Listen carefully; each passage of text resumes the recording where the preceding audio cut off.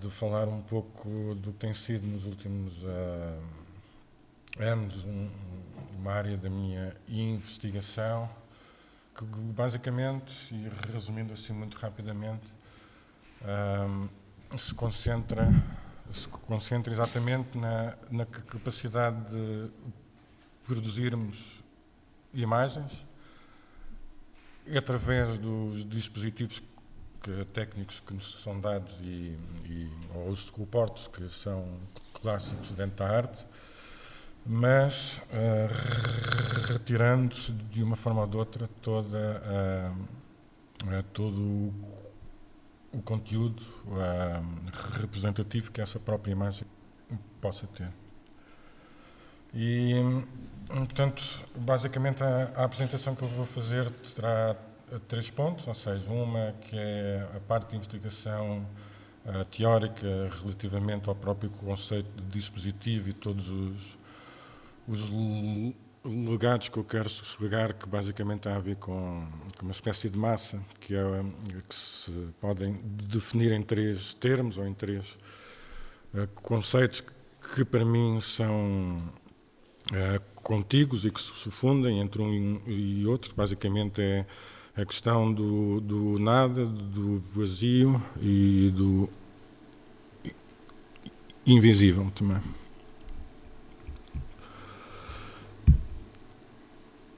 E para isso, e como muitas dessas imagens não têm nada para se ver a não ser a própria eficácia ou a própria ineficácia do dispositivo para criar as suas próprias imagens, eu lembrei-me de fazer uma citação de um episódio do Star Trek, que é o de série número 3, em que basicamente o Mr. Spock, ou seja, cujo ator faleceu este ano, quando estavam em viagem, passam por um planeta que basicamente, em termos de imagem de série, era uma bola branca e, portanto, o Capitão Kirk pergunta ao Spock que planeta é aquele, portanto, naquela viagem intercalar, não é? E, basicamente, o Spock responde que, portanto, aquele é um planeta feito do nada e que todos os seus habitantes são artistas, não é? Portanto, e é mais ou menos este ponto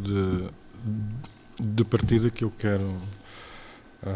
iniciar, até com esta quase piada, não é? Realmente muita da parte criativa muitas vezes surge exatamente deste zero ou deste ponto zero. Ok, então o ponto de partida para a análise teórica é feita essencialmente e dentro do termo de dispositivo através da análise de quatro discursos, ou seja, um que é o Jean-Louis Baudry, que fala da questão do dispositivo essencialmente ligado ao processo do cinema, e quando falamos de cinema, portanto, existem 2 partes, ou seja, existe a parte da produção, de captação de imagem e respectiva projeção, e depois todo o contexto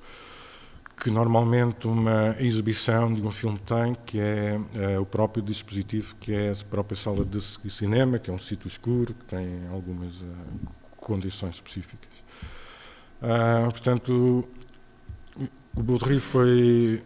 a primeira pessoa a utilizar o termo de dispositivo para este tipo de relação entre objeto técnico e a criação de imagem. Falarei depois muito rapidamente também do conceito de dispositivo em Foucault, que é um termo que nunca foi plasmado em livro, ou seja, é um termo que ele próprio cria já no final da sua vida e que é referido só numa entrevista já muito perto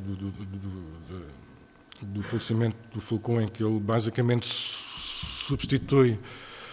todo o conceito de epistemologia por dispositivo, e depois, basicamente, o Gilles Deleuze e o Agamben, portanto, são pessoas que vão recuperar este conceito de deixado em aberto e em suspensão, feito pelo Foucault, e que basicamente vão fazer uma análise, ou fazer um complemento disso. Ok, então se o ponto de partida, ou se o meu ponto de partida foi exatamente o conceito dispositivo em Foucault, em que ele próprio define como um conjunto heterogéneo, portanto aqui estou a citar, que inclui virtualmente qualquer coisa linguístico ou não linguístico no mesmo título, ou seja, basicamente é aquilo que eu estou a fazer aqui, que é um discurso, as instituições, os edifícios, as leis, as medidas de segurança, as proposições filosóficas, ou seja, tudo o que estabelece como modelos de exercer o poder de uma forma ou de outra. E, portanto, aquilo que me interessou até para o meu próprio trabalho foi exatamente esta relação para com o invisível e para com o poder, ou seja, esta relação do poder com o invisível, com o nada e do vazio. Ok, então, ainda antes de Foucault ter cunhado este termo, este conceito, portanto, existem 2 textos escritos pelo Bourdieu, ainda no início dos anos 70. Devo acrescentar que a anunciação do conceito dispositivo em Foucault é 4 anos mais tarde do último livro, do último texto, ou seja, basicamente isto foram textos ou ensaios que gravou na altura para os cahiers do cinema, e que eram exatamente as reflexões sobre o cinema que o Bourdieu, e sobre a imagem dentro do cinema, claro, estavam em ação na altura. Ok, então, o que basicamente, muito rapidamente, o Bourdieu fala é exatamente num posicionamento topológico e ideológico do espectador em função da percepção da imagem. Ou seja, basicamente há que criar um certo tipo de condições para que essa interação se realize, portanto, fisicamente no espaço, e que essa realização tem um poder ideológico sobre o poder da imagem. E aqui dá-me a ideia que há uma relação clara com a alegoria da caverna em Platão, não é? Em que todos nós, de uma forma ou de outra, somos vítimas de uma ilusão dessa própria percepção das sombras e da luz daquilo que é projetado dentro desse próprio contexto.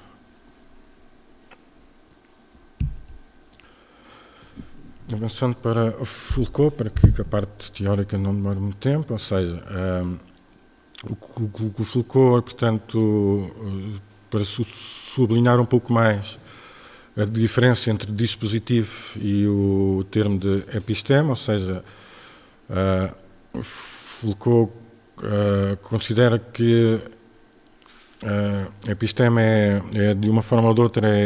está muito mais ligado a uma questão de natureza discursiva, na sua relação com o processo histórico e as relações de poder. E o que ele pretende então é, digamos assim, alargar essa análise de como é que os veículos de poder se realizam, mas de uma forma mais heterogénea, de forma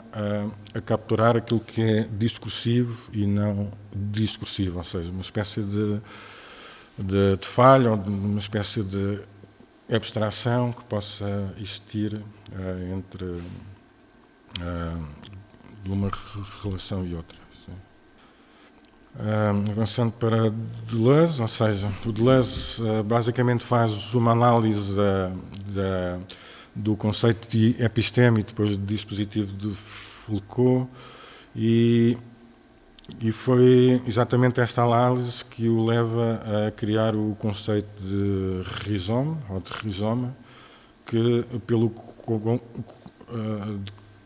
de uma forma ou de outra tenta expandir ainda um pouco mais aquele lado heterogéneo, mas relativamente fixado em cada uma dessas áreas que o Foucault anuncia e que aquilo que lhe interessa, digamos assim, ou seja, não é tanto fazer essa análise do poder da relação da imagem para com da relação do poder para com a imagem, mas a sair um pouco fora e tentar escapar a essas tentativas de um controlo totalizante. Não é? Daí que ele também utiliza um pouco, depois mais tarde, outras noções próximas, como a noção de máquina, que também me interessa, como vamos ver daqui a pouco, em relação à produção do trabalho artístico que tenho feito. E mais recentemente, agora já neste século, portanto, há um texto do Agamben que chama exatamente o que é um dispositivo, que vai recuperar então toda essa relação Foucaultiana para com as relações do poder e para com a imagem, que basicamente o que ele faz é exatamente uma tentativa de realçar uma espécie de relação entre o dispositivo e a governamentalidade, ou seja, uma espécie de criação de alinhamentos ou de regras, digamos assim, de que forma é que essas relações criam então os tais mecanismos ou jogos de poder. E o que ele diz basicamente é que todo o dispositivo implica um efeito de subjetivação, e aqui estou a citar também, sem o qual o próprio dispositivo não pode funcionar, ou seja, se não existir uma subjetivação extra para além do que aquilo que as máquinas ou que os dispositivos que criam imagens são, se não existir essa subjetivação, cria-se um exercício de violência. E a forma que ele encontra para que a gente evite essas formas de violência é o que ele chama de profanação, que é basicamente uma espécie de contradispositivo para que esses jogos, digamos assim, sejam restituídos ao nosso jogo de uso comum e, portanto, tentando aniquilar essa separação daquilo que foi capturado pelas máquinas, não é? Ou pelos dispositivos. Parece-me que é claro que há uma relação óbvia entre a ligação entre a noção de dispositivo e a questão do poder e a sua relação com a subjetivação.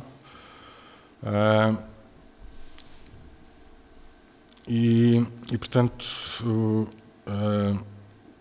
na relação para com a produção artística, aquilo que eu acho é que o dispositivo deve ser visto de uma forma ou de outra como um instrumento heurístico que nos dá as ferramentas para também podermos explicar as dificuldades e as complexidades de determinado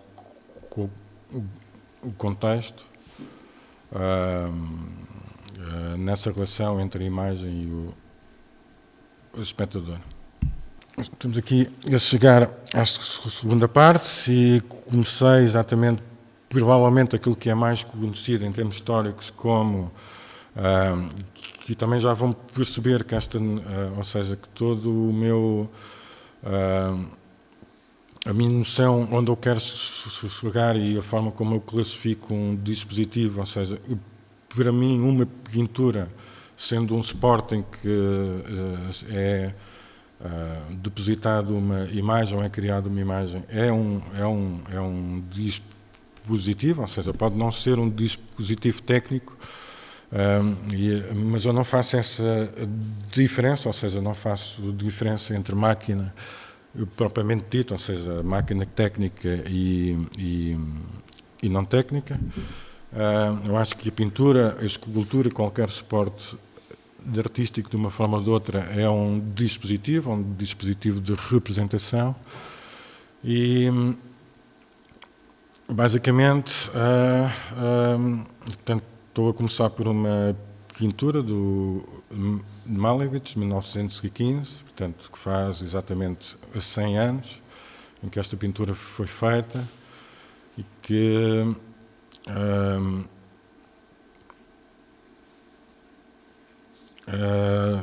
digamos assim, em termos de história da arte, é aquilo que é mais conhecido como e a primeira tentativa não representacional de uma imagem. Se bem que este quadro tem algumas particularidades, e há quem discuta que o tipo de tinta, o tipo de mistura que o Malevich fez nessa altura foi pensada para que acontecesse alguma coisa durante o tempo, e há uma série de investigadores, porque se calhar com esta revolução não se percebe bem, mas a pintura, ou seja, o quadrado negro, digamos assim, que tem uma camada substancial, está a sofrer constantemente ao longo dos anos uma série de mutações e de enrugamentos, que o próprio plano, que no início será um plano homogéneo,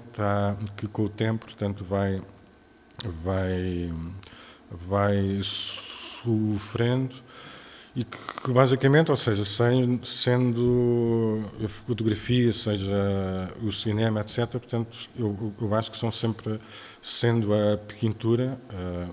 também, de alguma forma, são sempre máquinas que nos mostram, de uma forma ou de outra, esta questão da passagem do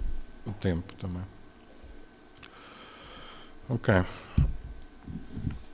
Na minha investigação, consegui descobrir de uma série de situações em que alguns autores, ou seja, muitos séculos antes, que estou a falar de um cientista, não sei se posso chamar assim, sei exatamente o termo, que é o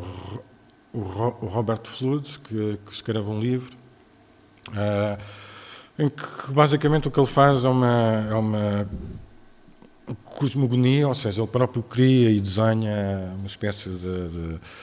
de criação de um novo mundo, isto no século XVII, portanto em 1617. Isto é um livro que está digitalizado e que é open source, portanto qualquer pessoa pode ter acesso a ele, que chama exatamente Iutrice Cosmi, em que basicamente, numa dada altura, ele cria exatamente um black square, ou seja, um quadrado negro, para representar, digamos assim, o nada, ou o vazio, que existe antes da criação do universo. 200 anos mais tarde, ou 250 anos mais tarde, surge uma pintura, esta sim, portanto, como objeto físico, basicamente, ou seja, não há imagens dessa pintura, mas que basicamente era uma pintura toda negra e que tinha um frame, ou seja, tinha um enquadramento em dourado, tal como se utilizava no século XIX em relação à pintura clássica, em que basicamente o título, portanto, que é um autor chamado Paul Biot, e que basicamente ele dá um título, ou seja, aqui temos uma espécie de introdução àquilo que depois, 30 anos mais tarde, ou se calhar até mais, uma espécie de aproximação à própria arte conceptual, não é? Em que faz uma espécie de relação entre o próprio título que a peça tem ou que a obra tem, relacionada com a execução dessa obra e, portanto, em que o Biot chama Combate Negros dentro de um túnel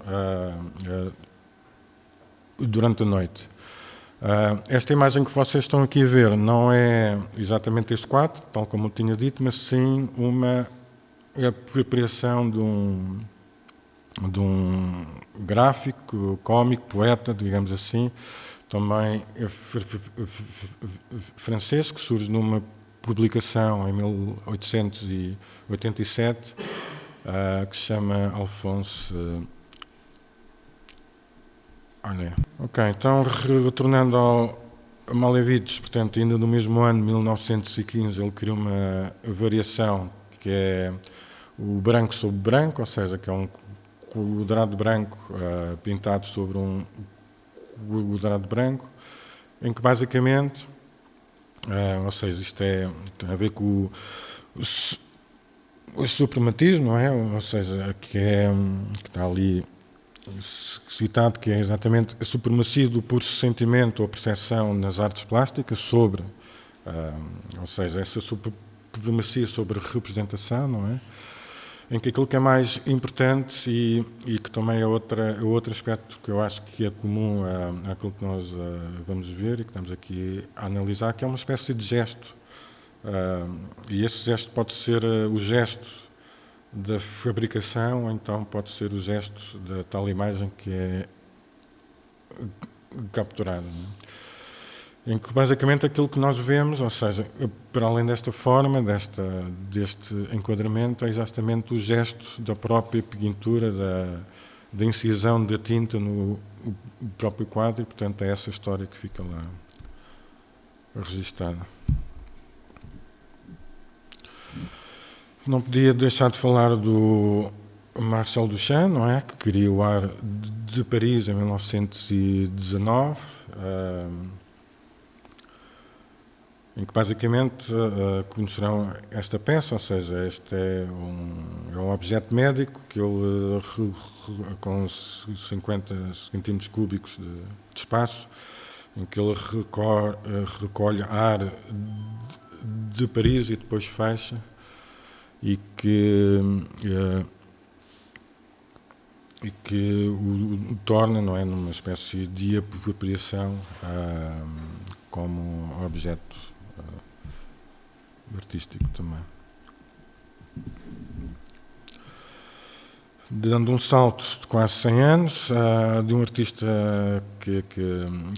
eu acho que de uma forma ou de outra, ou seja, existe uma série de artistas que são conhecidos por serem pintores perfeitamente normais, que se pode dizer assim, mas o Bruno Jacob, de uma forma ou de outra, é o artista que levou até às últimas consequências, quase como metodologia, a questão do vazio e da não representação dentro da sua prática artística, isto diferenciado de alguns artistas que foram fazendo obras, ou então tiveram um período muito específico dentro da sua produção artística, que abandonaram completamente o método e a questão da representação, mas o Bruno Jacob, de uma forma ou de outra, foi o que levou, desde o princípio até ao fim, esta metodologia. Basicamente, aquilo que nós temos aqui é uma fotografia de uma performance em que basicamente ele mostra um quadro branco, ou seja, uma pintura invisível, tal como ele chama, ou seja, o título do quadro chama-se Energy e data de 2003, ou Horse Energy, e que basicamente ele passa uma série de horas a mostrar um quadro branco a um cavalo branco também.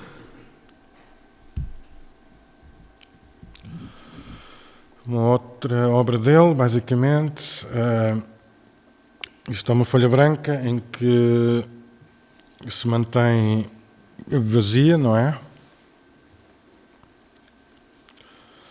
E que basicamente o que ele faz é exatamente deixar essa folha ser consumida. Se calhar os pormenores não se notam muito, mas há ali partes em que a folha já não existe, não é? Portanto, terão existido traças ou algum outro tipo de animal que terá consumido parte ou pequenas partes desta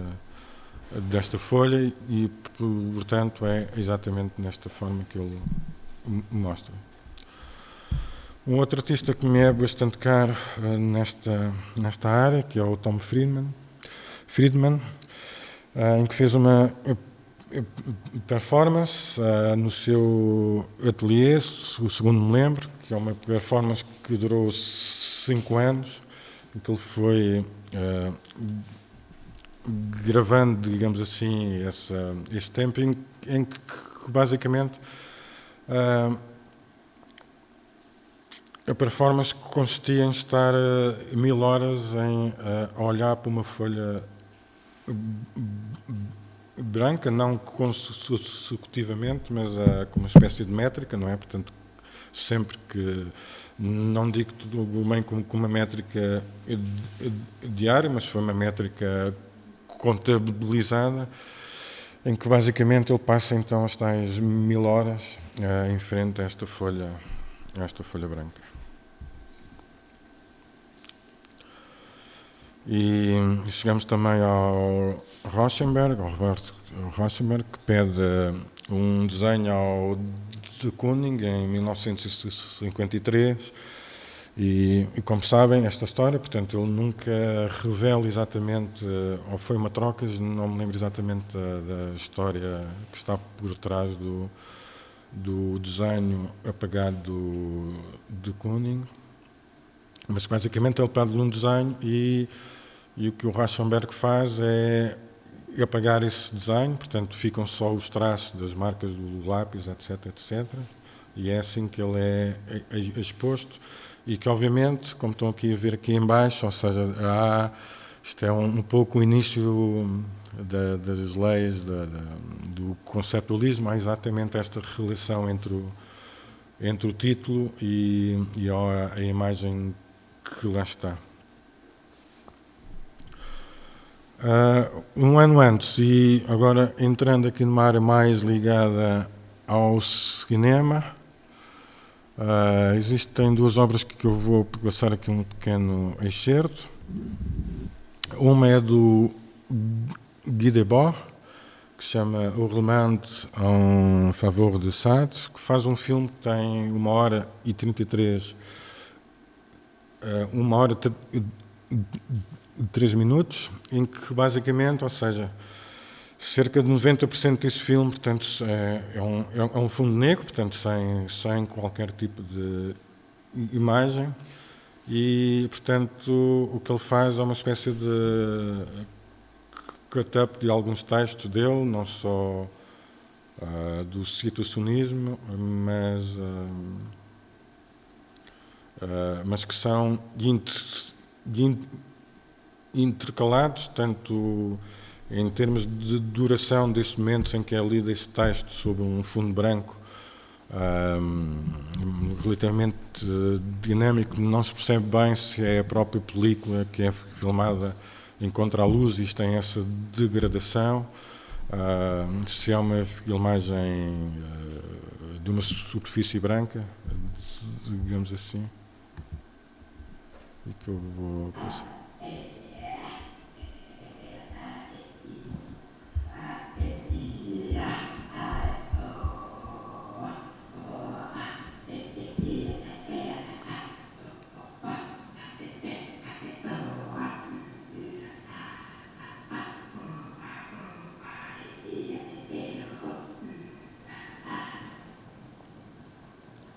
Le film de Guillermo del Toro, Hurlement en faveur de Sade.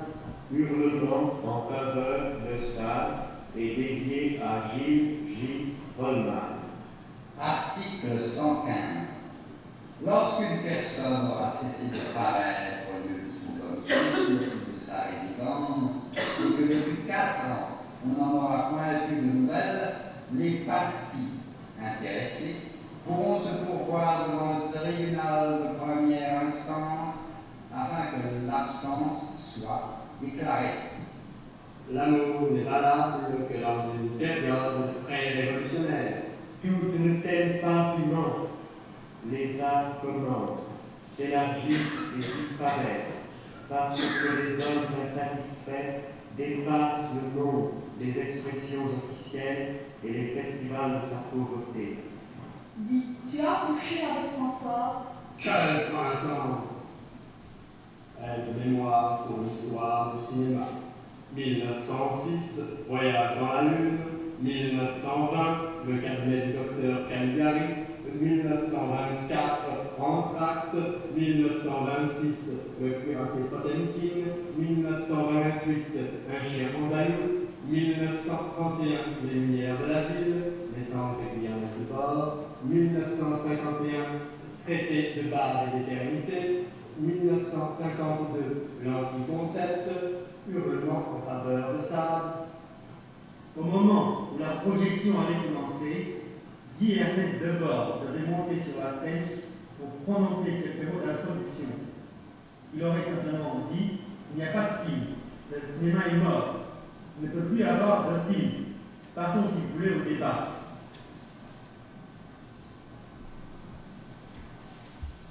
Article 516. Tous les biens sont meubles ou immeubles. Pour ne plus jamais être seul. Elle est la laideur et la beauté, elle est comme tout ce que nous aimons aujourd'hui. Les arts futurs seront des bouleversements de situation ou bien. Dans les cafés de Saint-Germain-des-Prés, Tu sais, tu me plais beaucoup. un important commando de lettriste, constitué d'une trentaine de membres, tous revêtus de cet uniforme crasseux, qui est leur seule marque vraiment originale, débarqua sur la croisette, avec le désir bien arrêté de se livrer à quelques scandales susceptibles d'attirer l'attention sur eux. Le bonheur est une des mères en Europe. Je ne connais que les actions des hommes, mais les hommes se substituent dans les yeux les uns aux autres. En fin de compte, les œuvres seules nous diversifient. Et leur révolte devenait des conformistes. Article 488. La majorité est fixée à 21 ans accomplis. À cet âge, on est capable de tous les actes de la vie civile.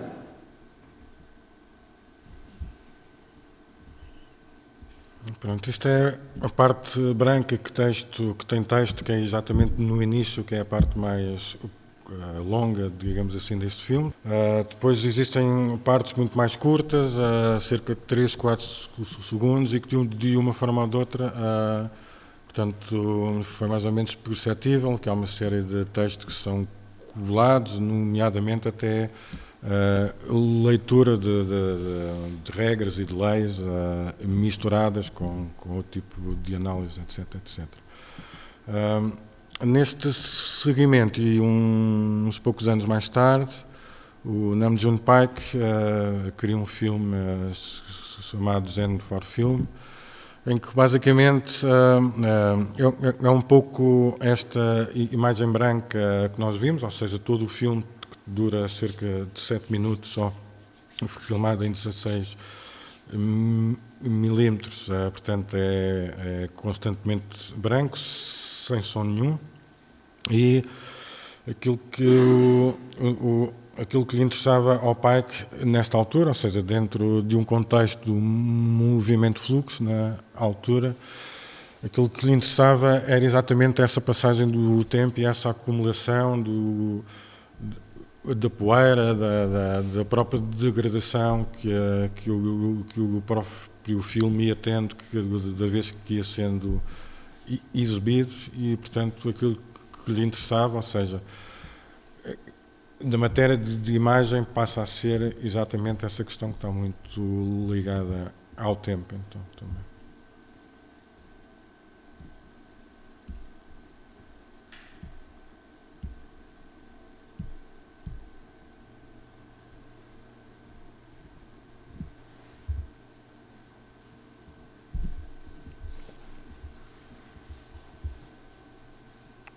Ou seja, aquela de moldura branca, aquela moldura negra não existe. Isto tem a ver com a cópia que eu tive acesso pela internet. Mas basicamente é isso, ou seja, um filme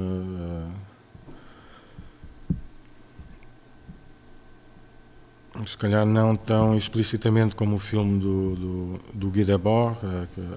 que se nota mais aquelas imperfeições, mas isso pode ter a ver com as cópias em si, mas basicamente é isso, ou seja, uma projeção de luz e que depois surge em pequenos pontos muito subtis, tem a ver exatamente com essa acumulação do pó, do desgaste que a própria fita tem em relação ao filme. Não mais com o branco. Voltando ao Todd Friedman, que em 62 cria então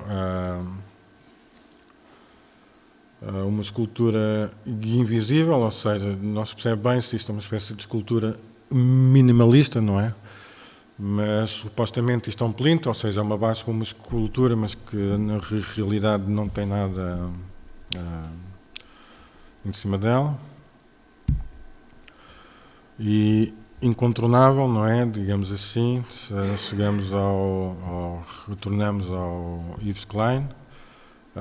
que entre outras obras, eu trouxe só esta, que basicamente é In the Void Room, que exatamente no início dos anos 50, não sei se esta data está exatamente correta, sim, mas que basicamente, sim, esta sim. O que ele cria nos anos 50 é um livro, ou seja, é um conceito de arquitetos que basicamente queriam criar uma arquitetura, ou seja,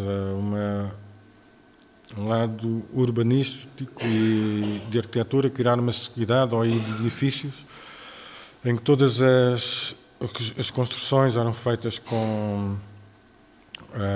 ar condicionado e, portanto, de uma forma ou de outra não havia barreiras físicas entre um espaço e outro, ou seja, as coisas teriam uma espécie de solidez, que era esse fluxo de ar, para se passar de um espaço a outro, ou essa divisão era feita por meio desse fluxo de ar, não é? Mas, basicamente, todos esses espaços, todas essas divisões seriam transparentes. E o que ele faz depois, em 1960, então cria In the Void Room, que basicamente é uma instalação em que ele pinta a galeria, o espaço onde ele iria expor todo o espaço branco, que ilumina substancialmente esse espaço e que aquilo que acontece, neste caso, é através da luz, ou seja, há uma espécie de perca geográfica, não é, do espaço, é experienciado por quem o percorre. No sentido exatamente oposto, e portanto aqui até há uma relação curiosa com aquilo que o José Manel fez na introdução, ou seja, essa questão entre a luz e o escuro, não é? O Emily Beers cria uma peça em 1969 que chama The Ghost of Emily Beers, em que basicamente é exatamente o oposto quase daquilo que o Yves Klein fez em que basicamente é uma sala completamente escura, portanto sem iluminação nenhuma, em que aquilo que acontece é exatamente esse confronto para com o desconhecido, não é? Portanto, e que todo o espaço topológico fica em falta, não é? E que, portanto, que nos dá esse lado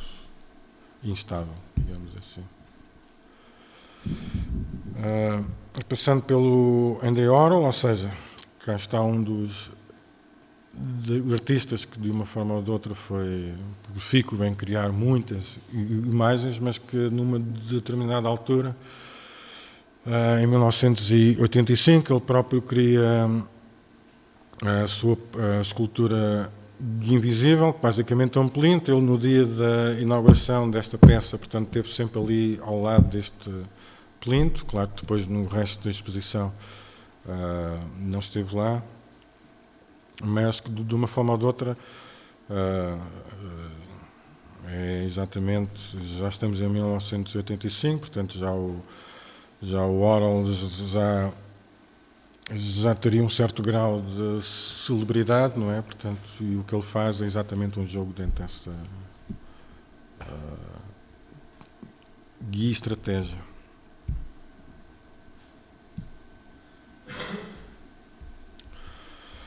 Aqui temos dois desenhos, digamos assim, de um artista italiano, o Gianni Motti, que basicamente fez desenhos com pintura, com tinta invisível, que obviamente deixa de ser invisível se usarmos um certo tipo de luz muito específico, não é? Mas que para essa situação, ou seja, para o dispositivo de galeria normal, aquilo que acontece é que, portanto, estamos novamente confrontados com dois desenhos completamente brancos também. Um outro artista que trabalha, não sempre, mas que de vez em quando vai e que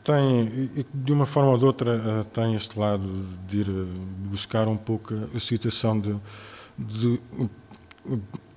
procurar situações com algum humor. E ele, em 1991, portanto, cria esta ação em que basicamente, ou seja,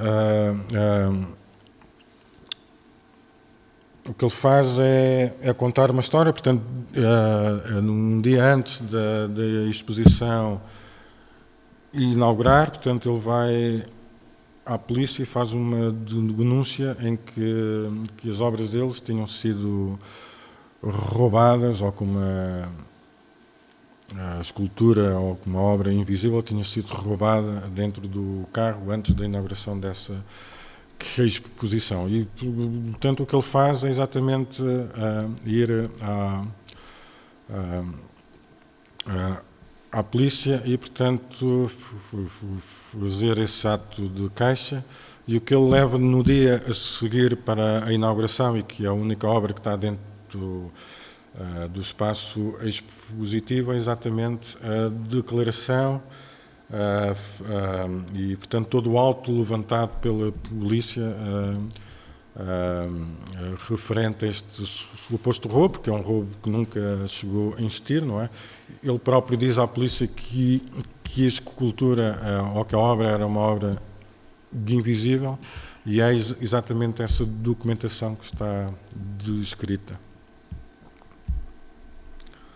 neste o documento oficial. Deixem-me só fazer aqui uma introdução, ou seja, fazendo aqui uma proporção à parte daquilo que eu considero invisível, mas dentro da parte do som, ou seja, como sabem, os OnDecais têm um texto também muito importante relativamente em relação ao silêncio, e tem esta peça que se chama 4:33, que neste caso aqui vamos ver uma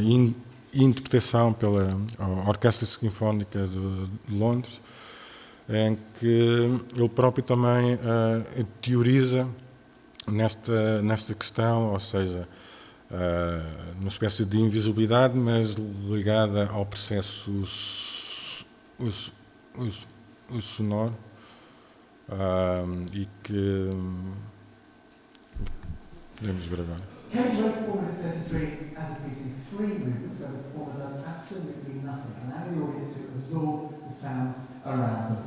Everyone experiencing the piece in a different way, therefore, because we all hear things in a different way. Tonight the piece is being presented in full orchestral version, conducted by Lawrence Foster. He's going to give a downread to each of the 3 movements. He'll turn pages when he needs to, and of course the orchestra will remain silent, we hope, throughout the piece. I reckon Cage would be pretty pleased that this piece is being televised, because of course you at home are going to experience this piece in a very different way to those of us here in the hall. Well, I promise you, this is the piece everyone here tonight has come to experience.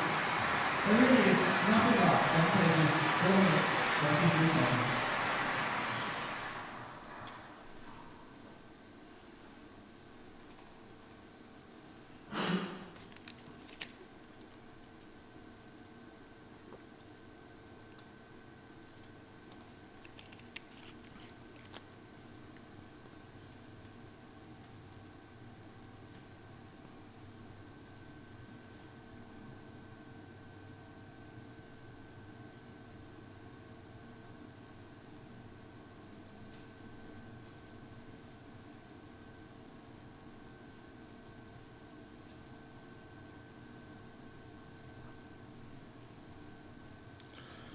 Portanto, acho que nós vamos ouvir o primeiro andamento, só, assim que se pode chamar assim. Basicamente, ou seja, aquilo que está aqui e mais referenciado à parte inicial, eu acho que o próprio dispositivo aqui, portanto, é toda esta sala com uma orquestra a sério, com os instrumentos a sério, estarem dispostos numa sala própria, não é? Portanto, tudo isto tem um tempo específico e que, obviamente, este silêncio, tal como o John Cage diz, ou seja, não, o som só existe porque existe esse silêncio, digamos assim. Esse silêncio nunca é com silêncio enquanto silêncio, ou seja, existe sempre alguma coisa dentro desse silêncio. E que aqui nesta peça, se calhar não tanto neste primeiro andamento, mas se calhar depois com a impaciência, que eu espero que também seja um pouco aqui deste lado aqui do público, que se vai fazendo aqueles ruídos de tosse, etc. Portanto, isto foi o...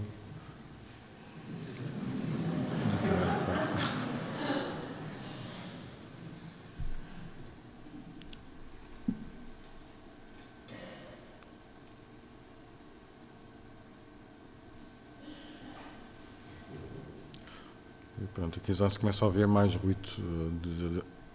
de sala, portanto, as próprias pessoas, etc.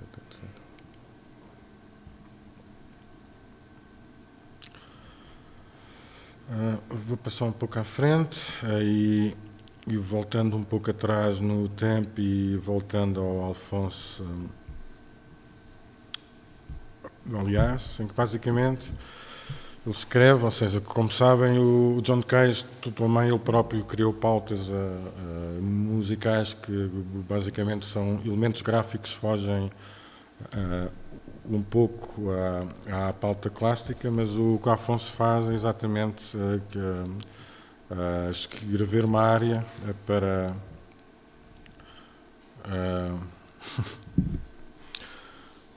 celebrações a fúnebres de um homem surdo, portanto, basicamente, ou seja, temos ali a estrutura de uma pauta, não é? Mas que não está nada inscrito. Portanto, isto é uma obra, do Mendel, datada de 1897.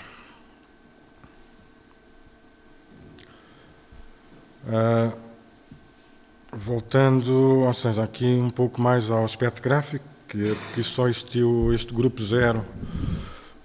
que é um grupo que surgiu em Düsseldorf, também no final dos anos 50, e que de uma forma ou de outra alguns artistas, como o Yves Klein, tiveram ligados. E, portanto, criam essencialmente uma revista, que é muito raro hoje em dia, que, portanto, é um grupo chamado Zero mesmo, em que basicamente cria uma cosmologia à volta da questão do conceito zero, não é? E que faz uma série de alterações, em que basicamente o que eles dizem é que o zero é uma zona de silêncio, de puras possibilidades para um novo começo. E aqui existe uma espécie de ligação técnica que eles fazem depois aos próprios objetos que eles usam. Aqui o que nós temos portanto, é uma tela que basicamente é exposta, uma tela e um papel que são expostos aos elementos, ou seja, àquilo que o tempo, que a passagem do tempo faz também. Em que basicamente, ou seja, o que ele diz é que com este zero, com este vazio todo, aquilo que se abre é muito mais um campo de possibilidades, de um fechamento. Eu penso um pouco mais recente, ou seja, aqui foi um desenho que foi pintado por cima, digamos assim, que ele próprio diz que é o maior desenho, ou o desenho maior, mais largo, digamos assim, possível, mas que basicamente depois todo este desenho é volta a ter uma camada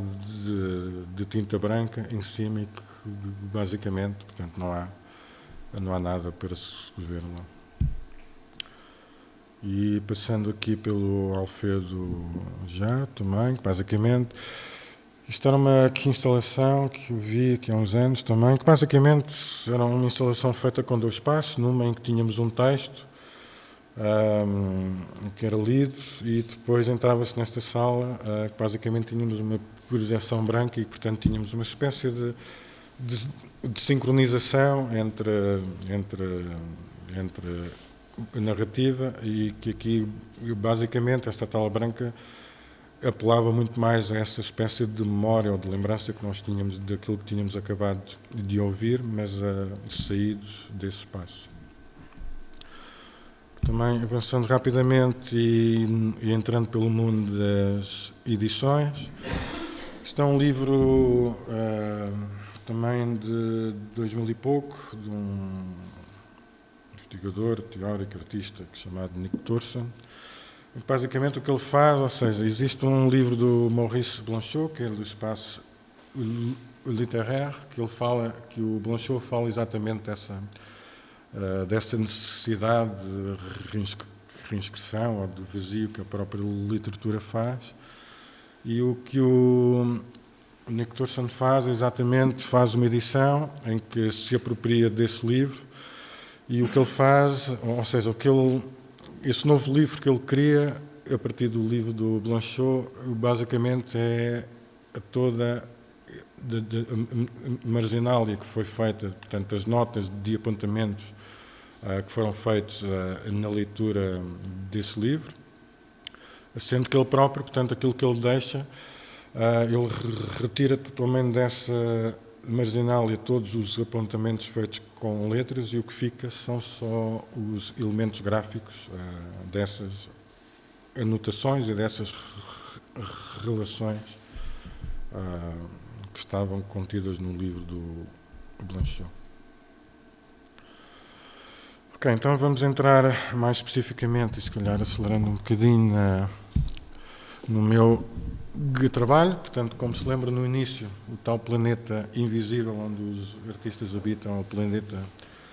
8.998, tem um número. Eu começo por falar de uma peça que fiz para a plataforma Revolver, na altura, isto em 2006, 2007, já não me lembro, em que basicamente, pronto, isto foi um ciclo de 4 ou 5 exposições que eu na altura comissariei com o João Fonte Santa. Nesta altura estava em Barcelona e, portanto, eu já não me lembro se entrei nesta exposição ou não, mas aquilo que eu fiz foi, pura e simplesmente, a estratégia de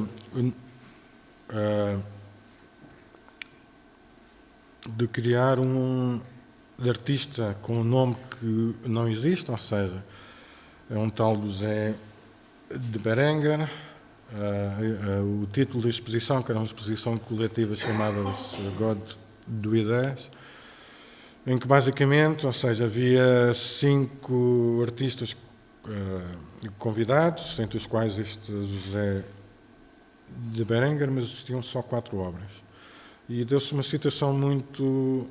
interessante, com uma crítica de arte que acho que não posso dizer o nome, não sei. Foi ver a exposição juntamente com o Vítor Pinto da Fonseca, que é o responsável pela plataforma Revolver, e que fizeram aquela coisa que às vezes acontece às pessoas, não é? Quando vamos ver exposições de arte contemporânea, que é tentar encontrar a tal peça, ou seja, estão aqui 5 nomes, estão 4 obras, portanto falta uma. E acho que ao fim de meia hora tiveram de telefonar ao João Fonte Santo, porque na altura não estava cá, e portanto toda esta estratégia foi escondida até do espaço onde era sendo exibido, portanto, e só nessa altura é que foi assumido que isto era E eu, na altura, criei um e-mail para este artista, criei uma biografia, etc, etc, portanto, tudo parecia sério, mas basicamente este artista não existe, nem sequer tem obras. No mesmo ano fiz uma outra aproximação, portanto, lá está, considerar a parte organizativa de exposições também como um meio criativo e como um dispositivo onde se pode intervir. E eu, neste caso, não entrei propriamente, ou seja, mas tinha 2 peças, uma com o nome Artur Duarte, que eu já mostro mais daqui a pouco, e estão ali a ver um nome bastante conhecido do conceptualismo, que é o Joseph Kossut, em que basicamente aquilo que eu fiz foi criar uma réplica daquela série do 3 and 1 do Kossut, basicamente era com um radiador, e portanto fiz uma cópia, assumi o título do Joseph Kossut no convite. Essa cópia ou essa recriação dessa peça, feita o mais fiel possível, foi apresentada. Houve uma série de gente que foi lá porque pensava que realmente existia uma peça do Kossut na exposição, mas basicamente foi essa estratégia. E a peça do Artur Duarte, nós vamos ver agora, portanto, basicamente foi uma encomenda a uma pessoa que não é artista plástica, que não tinha feito uma exposição, mas que em conversa, basicamente, chegamos a uma ideia que era pegar numa de parede, isto é um ato quase performático, e, portanto, a Adriana, nesse caso, passou 2 tardes com uma borracha a apagar a parede, e, portanto, aquilo que ficou, e a parede já era branca em si, portanto, aquilo que aconteceu é que ficaram foi as marcas da própria borracha na parede. Isto é uma peça que eu não encontrei exatamente o vídeo, ou melhor, documentação, mas isto foi um trabalho que fiz em vídeo por uma exposição no Eiras, que se chamava O Discurso do Excesso, organizado pelo Paulo Mendes, em que aquilo tinha basicamente o espaço era subdividido em contentores de barcos, e esta peça estava montada dentro de um desses contentores de barcos com 15 metros, e aquilo que eu fiz foi uma espécie de videomapping em que a imagem, portanto, isto é um vídeo que tem mesmo imagem, que acontecia alguma coisa, mas que essa coisa nunca era possível ser vista, porque o frame da imagem, ou seja, o projetor, em vez de ser apontado e ter o foco por uma superfície física, estava apontada para a entrada quadrada desse contentor e, portanto, basicamente, quando as pessoas entravam dentro do espaço, aquilo que viam era unicamente a luz do projetor de vídeo e todas as variações que ela fazia com o conteúdo que o vídeo tinha. Foi uma outra peça que eu fiz, que tem a ver com uma espécie de uma outra área, que tem a ver com de apagar, em que eu peguei num filme em que, portanto, mantive a duração desse filme todo, e a única coisa que esse filme tinha, portanto, era negro, e a única coisa que surge é exatamente este frame, portanto, é uma peça só com um frame, que será eventualmente um dos vídeos mais curtos existentes, não sei, e que foi inserido dentro de um contexto específico de video screening. Uma outra peça que fiz em 2008, na altura não existiam esses monitores elegantes, quase sem frame nenhum, mas basicamente isto é uma fotografia que fiz, ou seja, isto era uma marca de qualquer coisa que estaria em exibição na exposição anterior, e que basicamente isto é um vídeo em que mostra, ou seja, aquilo que o ecrã mostra é exatamente a área, e é exatamente coincidente com a área que o ecrã na zona de imagem tapa, ou seja, é quase como se fosse uma transparência, ou seja, tornar o vídeo com uma transparência, mas basicamente o que ele mostra é exatamente a área que ele fisicamente, que o monitor, em termos físicos, oculta em relação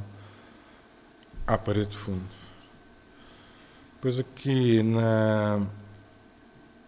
no trabalho apresentado no Porto, na falta de coerência que o José já falou há pouco, que eu posso mostrar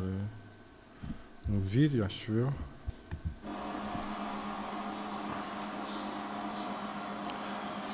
Basicamente isto é uma projeção de uma película de Super 8 que foi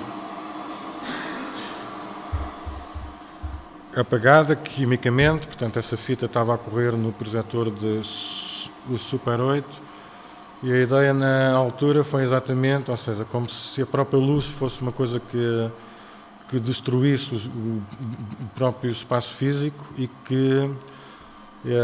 tendo eu apagado as imagens que estavam nesse filme, aquilo que me interessava, e porque o Mauro Cerqueira na altura me disse que havia a possibilidade, portanto isso é uma peça que nunca foi feita até a última instância. Eu depois já conto a história aqui deste filme, deixem só acabar aqui o vídeo. Mas basicamente aquilo que eu pretendia com esta peça, porque ele dizia-me que havia alguém que tinha uma sala ou que vivia ali ao lado, era que a projeção de luz fosse uma espécie de metáfora para que, abrindo o buraco na parede e tendo acesso à privacidade de uma sala de uma pessoa que realmente vivia ali naquele espaço contíguo, portanto, basicamente aquilo que eu estava é criar uma espécie de situação de cinema ao vivo, não é? Em que retiro toda a imagem do dispositivo, do suporte técnico, mas a imagem estava na vida que essa própria pessoa tinha dentro dessa sala. Esta peça não chegou ao fim conforme viram, ou seja, faltaram 3 centímetros de tijolo, porque quando já estava a abrir o último bocado que lá estava, portanto, a pessoa que vivia no espaço ou na casa contígua, portanto, apareceu lá com a mão e ia dizer que já não queria mais, que já não queria mais, ou seja, que não abria mão dessa projeção, digamos assim. Ok. Avançando aqui um pouco, isto um quadro, uma pintura que eu fiz há cerca de 4 anos, acho eu, 3 anos ou 4, que basicamente é a minha e a proposição ao dispositivo de pintura. Portanto, aquilo que nós temos aqui é uma tela com um quadro perfeitamente normal, mas isto depois tem uma película que é semi-transparente, e aquilo que eu fiz foi exatamente como de uma técnica clássica de pintura, projetar uma imagem e pintei essa imagem com aglomerante de pintura que é semi-transparente, em que basicamente, ou seja, temos uma espécie de intenção, a pintura lá está, mas não existe pigmento nenhum, portanto aquilo que nós vemos é a própria estrutura da grade, não é? E basicamente é isso. E há cerca de 2 anos, ao fim de alguns anos de ter passado um pouco ao lado da fotografia, comecei a fazer umas fotografias bem no topo da Serra de Sintra. Por acaso tenho a sorte do sítio onde vivo, em Oeiras, conseguir ver lá muito ao longe quando é que está um belo dia de nevoeiro lá em cima. Portanto, fiz umas quantas viagens quando havia nevoeiro, portanto ia lá para cima, e que basicamente isto são as paisagens que vê mesmo lá de cima da Serra de Sintra, em dias de nevoeiro completamente denso. Portanto, existe qualquer coisa para além desta difusão que o nevoeiro faz em termos de luz, mas que aqui não está. E que eu aqui tenho 3 ou 4 exemplos, e que voltei a pegar agora no final do ano passado, esta questão de pensar o dispositivo da fotografia, e fui buscar o instantâneo, ou seja, a Polaroid, e que aquilo que me interessava foi, digamos assim, começar a desmanchar a própria tecnologia. Portanto, existe a técnica da Polaroid propriamente dita não existe. Existe uma empresa chamada Impossible que recriou com outros métodos e com outros químicos o mesmo formato, e aquilo que eu tenho aqui, ou seja, que é uma espécie de simulação, que é a parte de trás desse suporte. Esse suporte tem digamos assim, tem 2 camadas ou 3 camadas. Entre essas 3 camadas tem todo o químico que está entre as 2 partes sólidas, portanto, que é aquilo que eu mostro ali no meio, e depois a imagem também destacada desse suporte aqui do lado direito. Este processo levou-me a ir fazendo algumas investigações, tal como esta que está aqui. Portanto, aqui temos uma ampliação grande, não nos podemos esquecer que isto é um formato de 8x8, em que aquilo que me interessa, ou seja, não é tanto a imagem em si, ou seja, não é tanto mostrar a imagem, a parte boa, digamos assim, em que a imagem se vê, mas exatamente aquilo que se fica desta separação, não é? Desta separação entre a imagem e o resto, sim. Vou só falar um projeto muito rapidamente, então, que está online, que foi um convite a Sandra Vieira Urga nos fez para umas residências, está a fazer, que se chama Realm, em que eu criei, digamos assim, este mapa, que é um mapa, portanto, isto são fotografias todas feitas com telemóvel. Eu próprio criei este mapa, é um mapa que se navega e que basicamente são fotografias de pormenores muito próximas daquilo que nós acabamos de ver, em que basicamente não se vê nada e que podem consultar online. E para acabar, então, queria só referir aqui, digamos, uma espécie de súmula que fiz numa exposição na Zaratã, em março deste ano, que tem um nome estranho, digamos assim, mas que basicamente tinha 3 ou 4 estratégias. Tinha portanto, tinha uma série de desenhos e uma pintura em que basicamente as pessoas nunca tenham acesso a essa pintura porque tanto os desenhos, são desenhos com 2 metros por 1,5 metro, que estavam enrolados e portanto não era possível vê-los. Esta estrutura está aqui em baixo, basicamente era uma estrutura que tem um dispositivo em que era uma espécie de mostruário em que não tem lá nada, também, aqui uma outra imagem. Aqui a tal tela com 3 metros de largura, em que tem realmente uma pintura e tem 10 metros de comprimento e que tem uma pintura lá no meio, que também não é acessível, ou seja,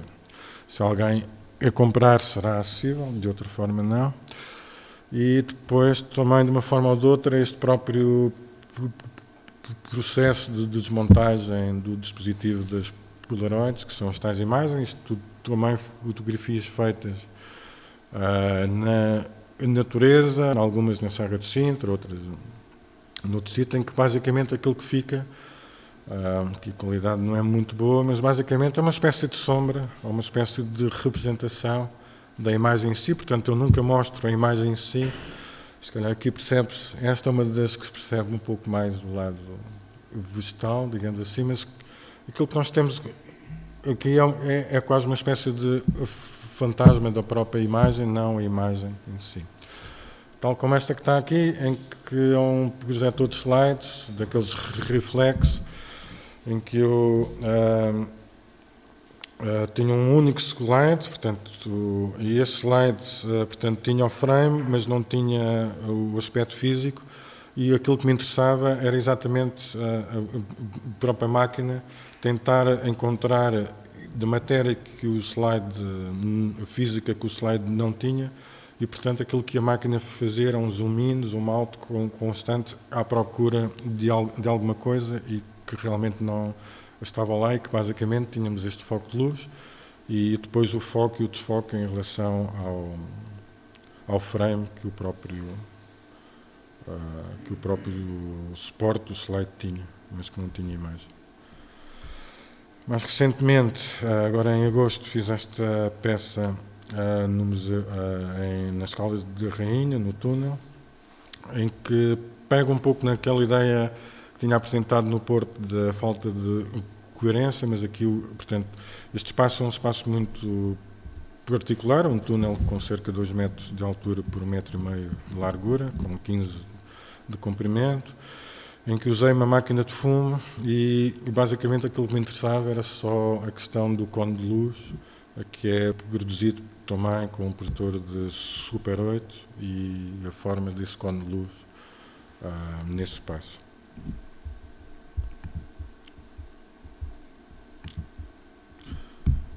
E é isso. E está determinado com esta sugestiva página. Então.